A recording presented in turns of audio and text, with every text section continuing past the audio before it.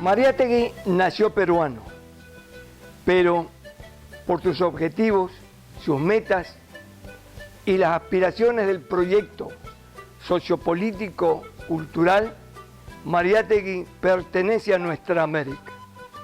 La América de Bolívar, de Rodó, de Vasconcelos, de Martí, la América de Alfaro. Para quienes conocieron a Mariátegui, fue un dechado de saberes vinculado siempre a la solidaridad social. Decir algo en contrario sería afectar fuertemente a la verdad. Nos interesa, sin embargo, aquí y ahora, el pensamiento mariateguista en cuanto a qué es la posibilidad hoy en nuestra América hacia los cambios necesarios para un mejor bienestar y una mayor justicia, especialmente con los otros. Pero, ¿y quiénes son los otros? Los que subsisten única y exclusivamente con la carga biológica de la especie y apenas algo de esperanza y fe en las posibilidades de su cambio. Es necesario captar a Mariátegui con todas sus posibilidades de realización en cuanto a que en realidad Mariátegui responde a todos los problemas que siguen vivos aún y que por esa razón se nos hace necesario recrearlo. Esta recreación tiene que ver con 5 aspectos. 5 aspectos que no necesariamente comprenden todo su pensamiento, pero sí un acercamiento a él sin caer en el reduccionismo que lastimaría ese mismo pensamiento.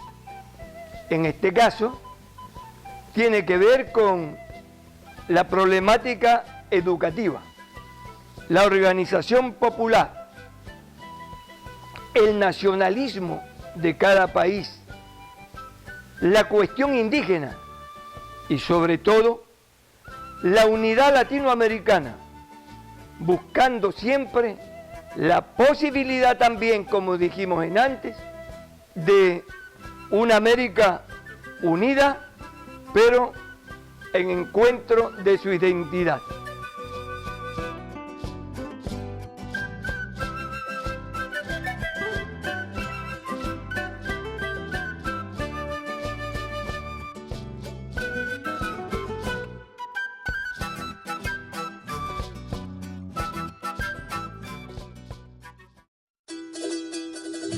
La cuestión indígena fue uno de los temas de mayor preocupación en Mariátegui. Con Mariátegui surge una nueva categoría de interpretación sobre el existir del indio. El sentido socioeconómico y político del asunto se hace presente. Hemos dejado de considerar al indígena abstractamente como problema étnico o moral, para reconocerlo como problema social, económico y político. Estamos hablando de una población que siempre ha superado el 80% de la población peruana, pero lamentablemente la política y las condiciones económicas en las cuales se le ha entablado prácticamente no reconocen su condición de dignidad como persona, como labrador, como trabajador, como el auténtico ente social sobre el cual se sustentó el crecimiento de la nación peruana.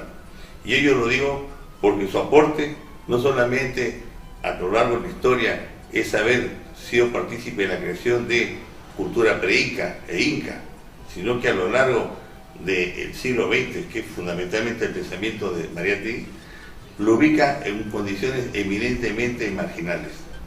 Mariátegui trata de rescatar en su pensamiento lo valioso que es y fue el campesinado peruano.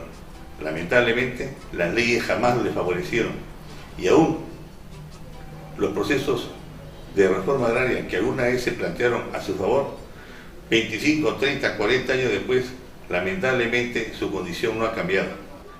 No es propietario de ninguna tierra y las pocas organizaciones que él fue partícipe prácticamente se encuentran desintegradas. Antes que Mariátegui, estudiosos como Hildebrando Castro Pozo y Manuel González Prada habían dedicado un marcado interés en la reivindicación indígena.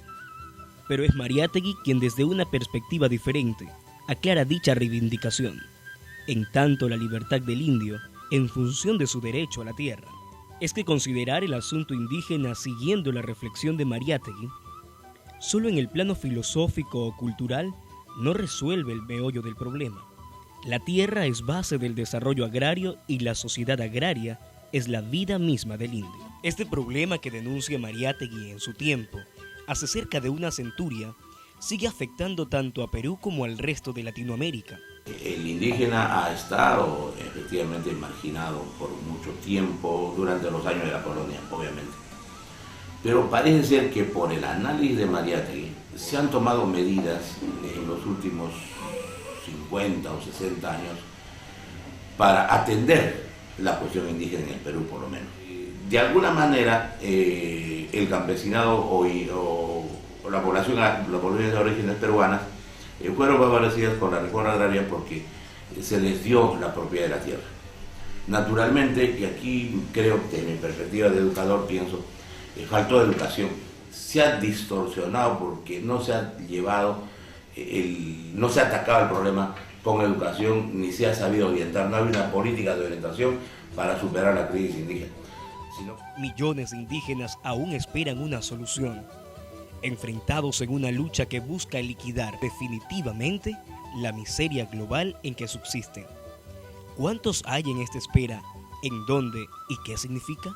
Está igualmente el reconocimiento y la aceptación de su sistema comunitario de vida, como muro de resistencia durante tantos siglos para resolver su permanencia en la historia.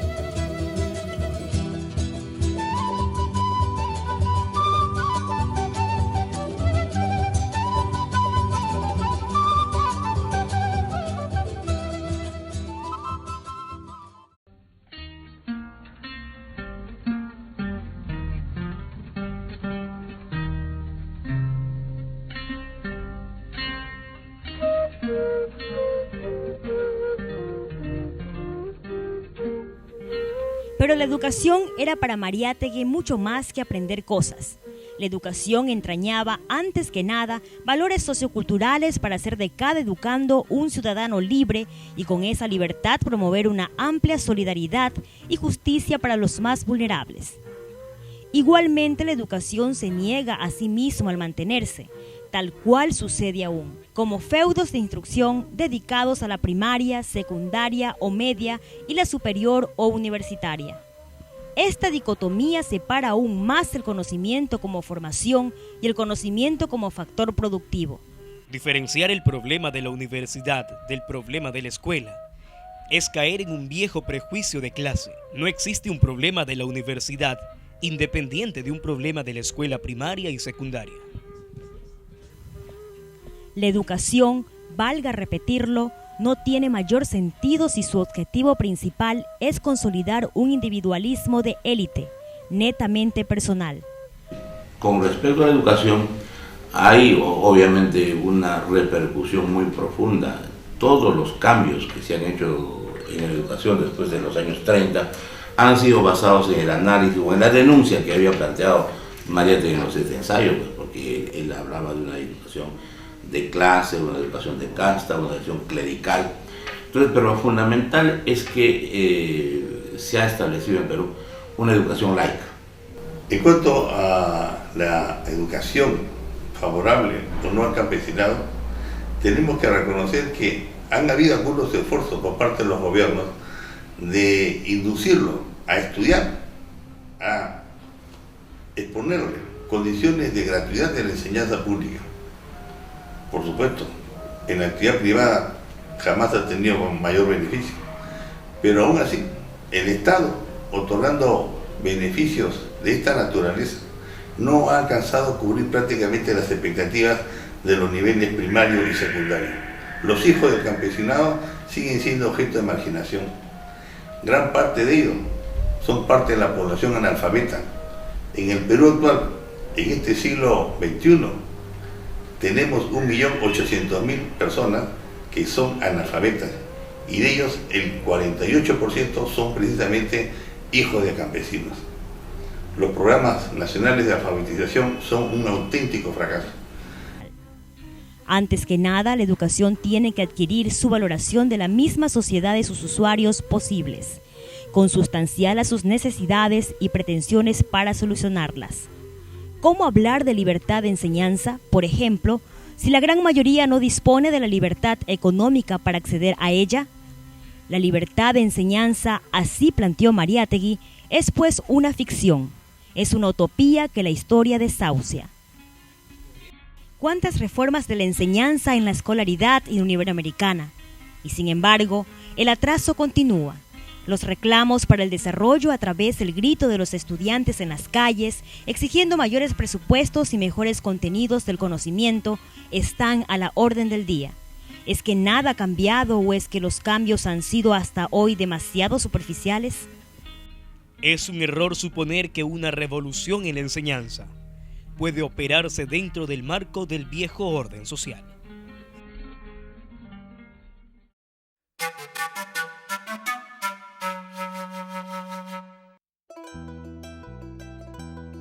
Sin organización no es posible confrontar a algo en busca de beneficio positivo, pero solo estar pendiente de la remuneración, el buen trato y las vacaciones no hacen de un trabajador una llama viva de lucha para obtener su liberación social.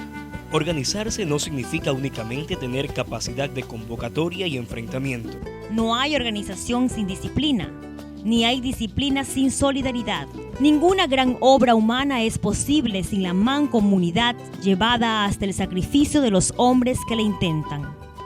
Hablar de organización es hablar de una tipología sumamente amplia y compleja, porque encontramos escenarios totalmente disímiles, el ámbito rural, el ámbito urbano. En el ámbito rural, las sociedades agrícolas de interés social, las cooperativas agrarias de producción, prácticamente todas ellas fueron momentos de una circunstancia política. Todas ellas, sin excepción, no han podido cimentar una economía eminentemente rural a favor de su propia población. Toda organización del trabajo asume la responsabilidad de formar a sus afiliados. Hay necesidad, por lo tanto, insistía Mariátegui, de estudiar, liquidar el analfabetismo, crear escuelas, abrir medios masivos de comunicación. Se trata sobre todo de crear una conciencia del trabajador respecto a su ocupación y su relación social, de la función que desempeña en el rol productivo del desarrollo. La organización de los trabajadores no estaría completa. Eso sí, aclaraba Mariátegui continuamente. Sin la conformación de un partido político de masas y medios de comunicación a disposición de los trabajadores. Es que la presencia de un partido político de los trabajadores abriría definitivamente los caminos de la edad de la razón política del Perú. Pero claro, era necesario un altoparlante del pensamiento de lucha.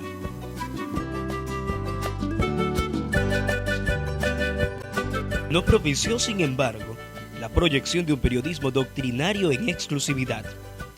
Al crear la revista Amauta en 1926, culmina su gestión de entregar al Perú un órgano político, sí, pero de amplias perspectivas. Sin embargo, 2 años después, en firme militancia de su acción política, Mariátegui completa y refuerza su trabajo, iniciado en Amauta, al fundar un periódico de alcance netamente popular. Labor no es un órgano de categoría o de grupo, sino un órgano de clase.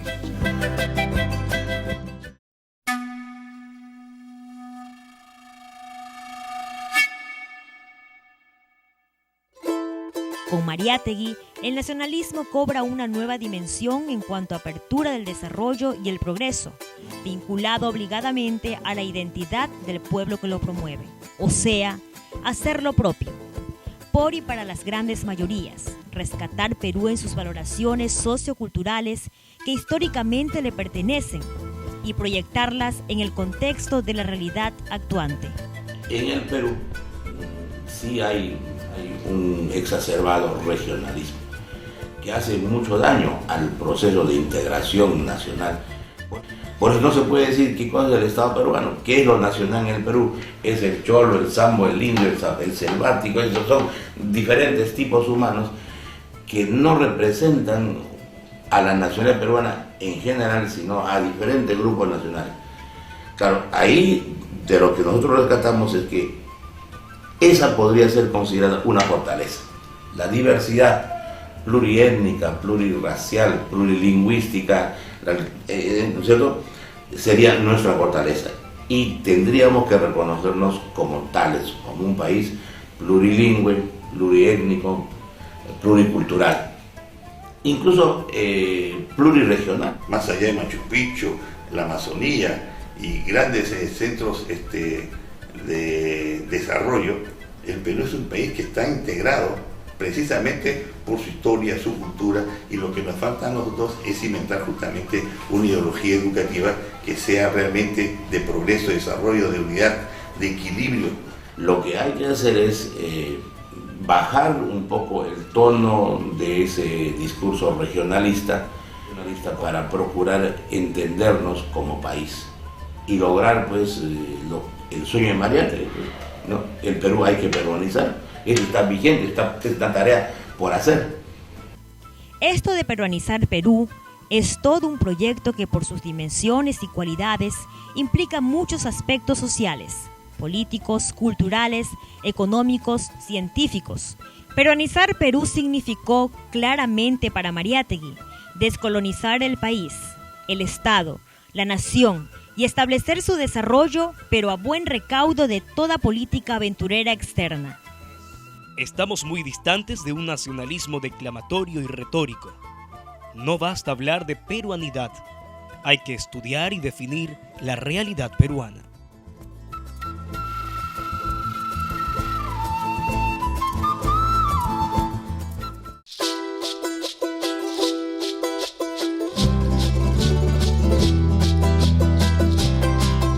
Para Mariátegui, hablar de nuestra América, tal cual la valoración que le diera Martí, era antes que nada definirla en unidad. La tarea número uno de Latinoamérica es unirse.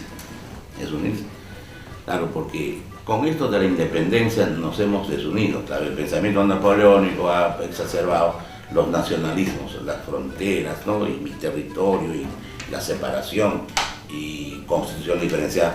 Sin la comprensión de esta razón sería imposible comprender la realidad de estos pueblos y, en consecuencia, la necesidad de su liberación. Entonces, al crear las naciones, hemos entrado en rivalidades, digamos, circunstanciales. Entonces, eso tiene que superarse por otras razones, por otros conceptos. Latinoamérica, conformada por tantos países en desacuerdo, está condenada a las perversas limitaciones de la dependencia y el antidesarrollo. Pensadores anteriores y libertadores justamente buscaron la unidad básica para independizarnos del colonialismo, pero esas circunstancias no han variado. Seguimos en alguna medida siendo objeto de procesos seguidos de un colonialismo disfrazado. El proceso de globalización encubre ahora más o menos esa pugna por diferenciar los lazos de unidad que quisiéramos buscar. América Latina en Mariátegui significa no una abstracción filosófica al estilo Vasconcelos, ni un canto lírico al estilo Rodó. Significa una realidad histórica en continuo y tangible procesamiento.